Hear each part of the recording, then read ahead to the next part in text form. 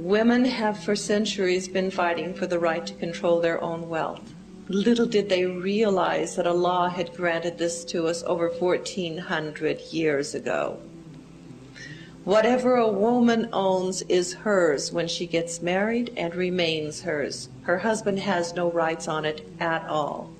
Whatever comes to her during the marriage remains hers. The husband has no right on it at all, except that which she chooses to give to him. He cannot even ask for what is hers. The responsibility of maintenance is his, no matter how much money she has. She controls. She makes the decisions about what is done with her property and her income. When a woman gets married, what is aqd al-nikah? What is the contract of marriage? Aqd. What does it mean?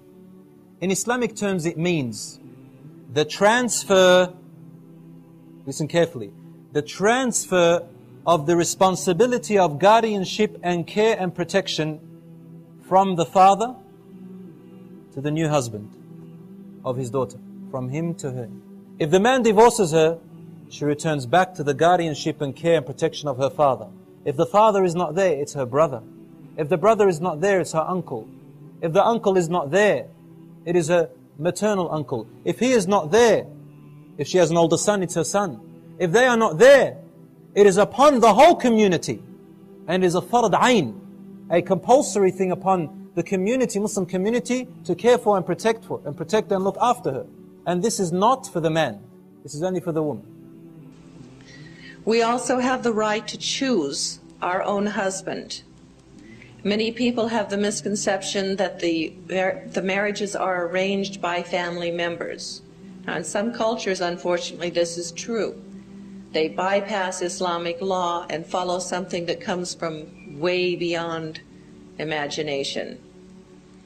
In Islam, the male and the female child must both be consulted before they are married. The involvement on the part of the parent is supposed to be in making sure that this female or male child, that these are the two people who belong together, that they are going to bring each other happiness, that they are going to make a solid family which will be an asset to the society. Allah subhanahu wa ta'ala created emotional feelings within the woman that are a little bit more heavier than the man, especially at the times of her physiological changes, especially at the time of her pregnancy, especially at the time of her labor or breastfeeding and postnatal situations, if you know what I'm talking about. In all these circumstances, the woman's emotions and hormonal state is confusing, and she cannot be blamed for everything she says or does. For this reason, Allah put this thing called Ar-Rahim inside of her to give the man a little bit more pressure to monitor this trust and to forego her faults in those times. We're deciding the future of the universe. What I teach my children determines whether they are builders or destroyers, peacemakers or warmongers. So yes, I'm deciding the future of the universe and how I teach my children and how they teach their children. That all comes from the mother. So we know the value and the importance of motherhood. However, there's a problem. This trust that we have, our mind, our body and our soul, there is this enemy who will not leave us alone. He is called Iblis and he is called the Shaitan. And Allah tells us, beware of Iblis, him and his soldiers.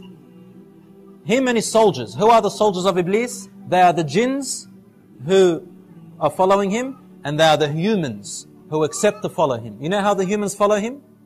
Everything which Allah commanded us and prohibited us, the Shaitan prohibits you the opposite way and commands you the opposite way. If Allah says to you pray, the Shaitan says don't.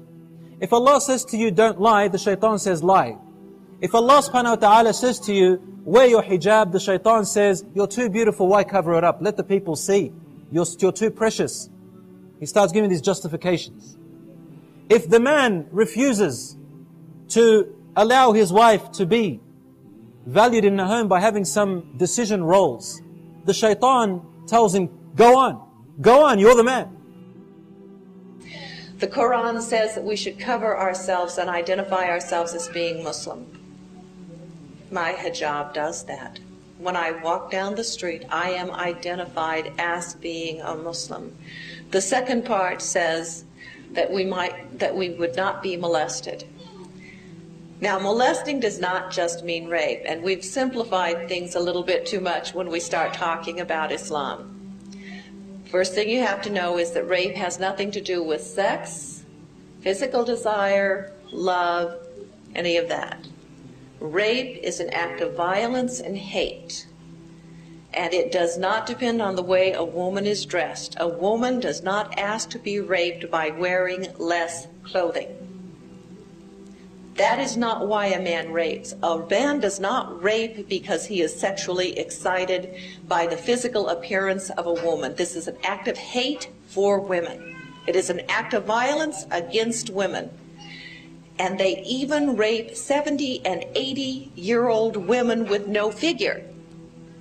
Okay, this dress prevents us from being molested because this dress reminds us constantly of who we are. When I pass a store window and I see myself, I'm reminded that I am a Muslim.